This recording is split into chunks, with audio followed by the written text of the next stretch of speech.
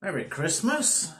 Right, what am I doing today then? So, right, what I'm doing, basically just prepping some rigs ready and got hooks thrown into my sleeves there. And I'm going to show you the Slip D spinner, which is obviously a rig what I use, and yeah, it's been doing really well. It is a little bit fiddly to tie. It's not like your conventional hair rig, chod rig, all that lot, so there's a little bit more to it. And I'd also thought I'd show you the difference regarding shrink tube and also the little kickers.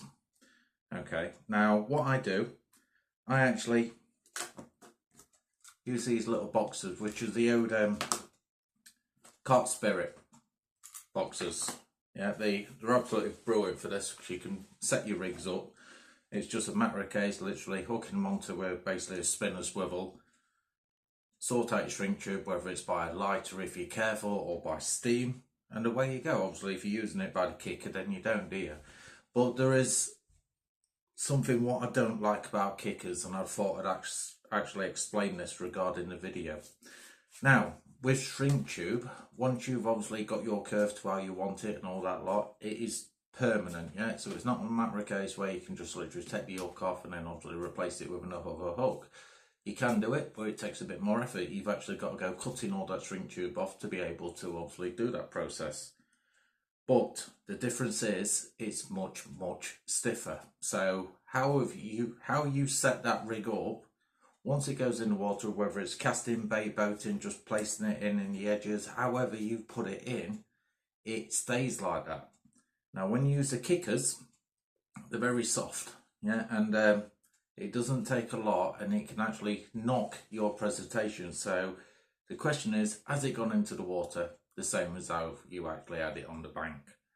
So it's a big confidence boost thing for me. Like I say, they're very flexible. There's literally nothing in them whatsoever. Literally the tiniest little movement, and that's it. They're bending over.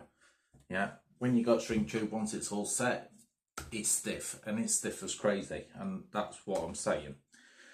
Not only that, the putting the kickers on this actual rig is an absolute nightmare. You don't feed them onto the actual hook itself, because you can't do that, because you've basically got the D-type system, and you can't put it on because there's no physical way of getting it under or over that D correctly. So you have to do it this actual way, what I'm going to show you. Right, so doing the rig itself is very simple. Yeah, so I will see if I can get you a little bit closer. I ain't got much room to play with because the table, obviously. Yeah, so I'll knock you down a little bit, and excuse the mess. Obviously it's all my riggy bits as well as parts for Christmas and stuff like that. So you're going to want some softer braid, basically supple braid. You don't need a lot. I'm not even cutting a foot off there. It's roughly about 6 to 8 inches. Yeah, I've got loads of it there, so obviously you're going to get waste as well. Now what I like to do is get these and double them up. Now I'm a big fan of using long shank hooks. Yeah, if I can use a long shank hook, then I will do so. Okay, every time. I like to use a quarter long apex, I believe it is. Long shank X, should I say. They're some of my favourites, but I like to use them in fours. That's the reason why there's loads in that package, because I tend to use fours.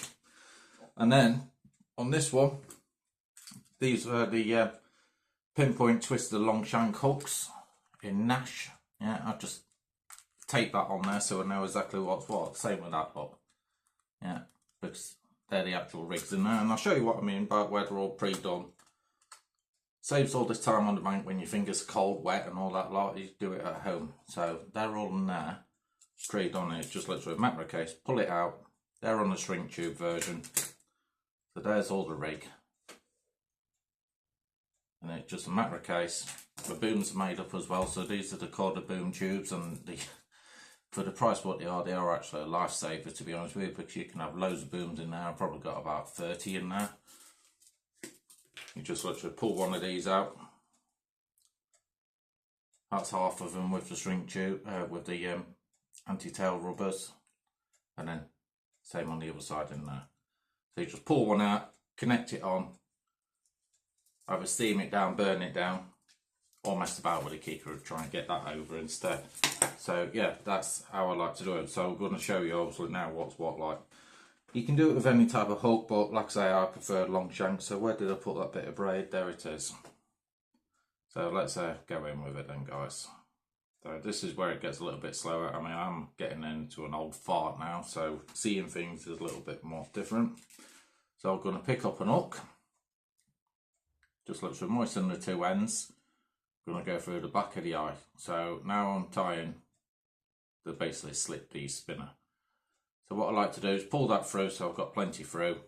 So that's through the back of the eye. I give that a little twist and kink so it's doubled together. And then I get my bait attachment. On this one it's a micro ring swivel, but I do like to use the bait screw as well if I'm just using a standard single bait. You can do it with threading tools if you really need to. But for this I'm just going to try and get it on there. Drop that piece down. So it's one of these rigs where you need lots of fingers. Yeah, and 10 doesn't seem a bloody enough. Right, so that's on that.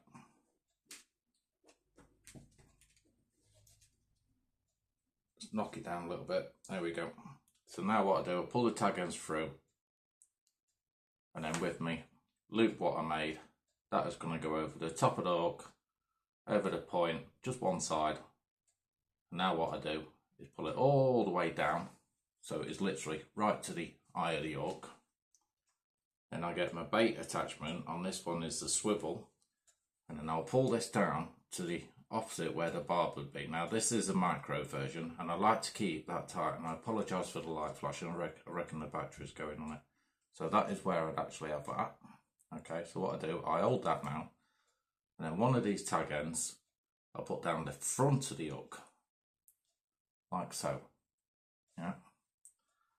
So now what I can do is let go of that, bring that round here, and now I can just do the standard 5-turn knotless knot. Now always make sure the join of the eye, so on this one it's not that side, so I'll go around here.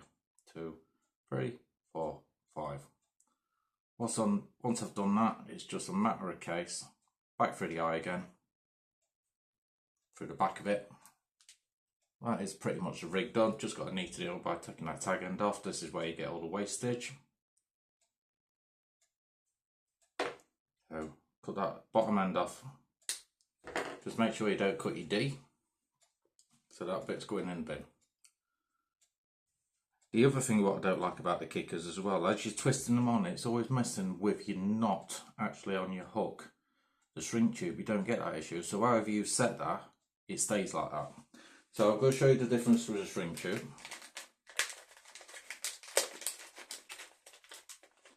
You can use any. This is actually electrical stuff. It does the same job. So there's one what I've already cut down. So I'll cut just over 1 centimetre's worth of length because I'm using a long shank. If you're using a smaller hook, obviously I'll go a little bit shorter than that. So what it's designed to do is go over the knot, part of the D, and also over the spinner swivel. But with shrink tube, it was a matter of case. Let's get your tube onto your tag end. Now my rig wallet's going. And pull that over the eye.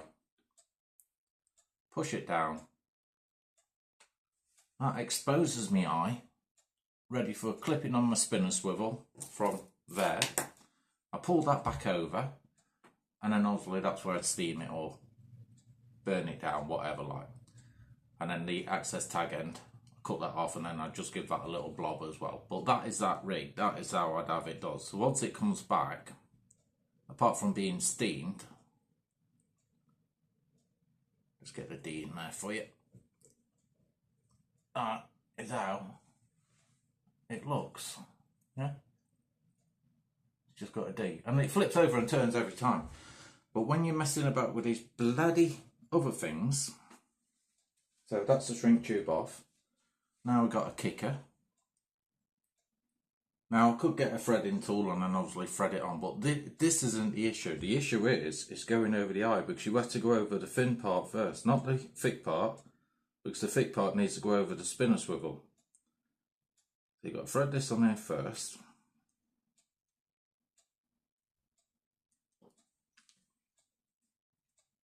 Just neaten that up. I might need to trim it in a minute.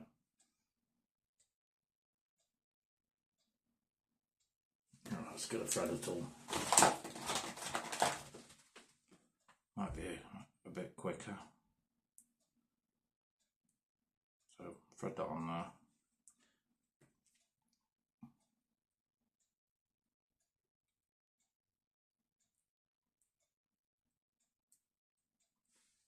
Right, so that's threaded on to there. Okay. Now what my drama is getting that small part over the eye of the hook, and it's a faff. So you see how quick it works with shrink tubes, just a matter of case just pushing it on. But with this, I moisten it a little bit just to give it a bit of extra help. You got to keep the line taut and then try and get it over the pissing eye.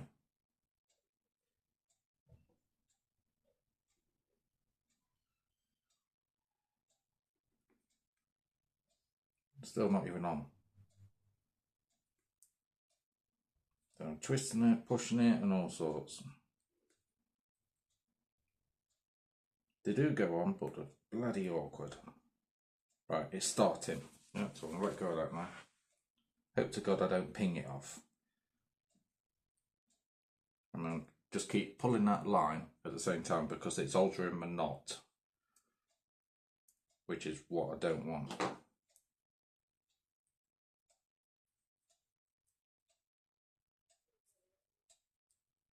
See, normally you'd feed it the other way around, but there's no physical way you're going to get it over that D correctly. Unless you try and go over all the D and do it, because you need it on the outside of it, not on the inside. So that is on, just, but that knot inside is twisted up and coiled all over the place. So if I pull it back up, it's not great, but it is better. Now the other added thing with the kicker, I don't know which way it's meant to be kicked over now, because it's obviously on there straight. So until I put it onto the spinner, I'm not going to be 100% sure, but because that is going to be like that for however long into my little rig box, is it also going to straighten out the kicker? I don't know until obviously I come to it. But I thought I'd show you both ways.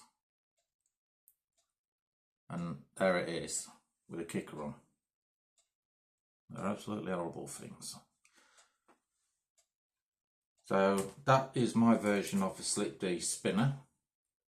That's the way I prefer to do it with a shrink tube. You know it's shrink tube because obviously it's darker and it's also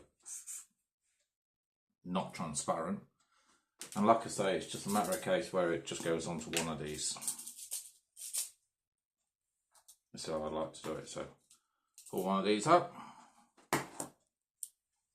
This is how I connect it. So my booms have all been straightened and tight and all that lot, so everything's all good there. So with this, I literally just get my spinner end. Yeah. Hook that onto the hook, onto the eye of the hook. I'm spinning around myself. I'm using these big hooks, they are a bit more fun to go. And then I pull the shrink tube down. I don't go all the way to the barrel. I like to leave a couple of mil gap, as you can see, because then you've got the spin from the hook side, but you've also got the spin from the boom side, so it's got a double spin. So like I say, I'd burn that down with a lighter, just protect all this lot. I'd like to make sure my D is actually kicking out as well, so I put my fingers and thumbs over there, and I do actually like drop it down. I use a windproof lighter and go with a windproof one. If you're doing it a naked flame, obviously it's flickering all over the place. But there's my rig. That's what I've been using. That's what's obviously been nailing all the fishing. Even though it's not got no bait on, it won't try and turn over because I haven't got the added aid for it. Well, it's trying, but that's how they are. They're just brilliant rigs. But when I'm oh, you bugger, ain't where they. When I'm steaming this, I always give it a bit of a curve, so I do literally kink it like so. So it is more sitting, a lot more aggressive like that. And then it gives it a better hold, as you can see. So there we are, guys. Thanks for watching. There's my version of the spinner, or the slip D spinner, if you want to call it that way.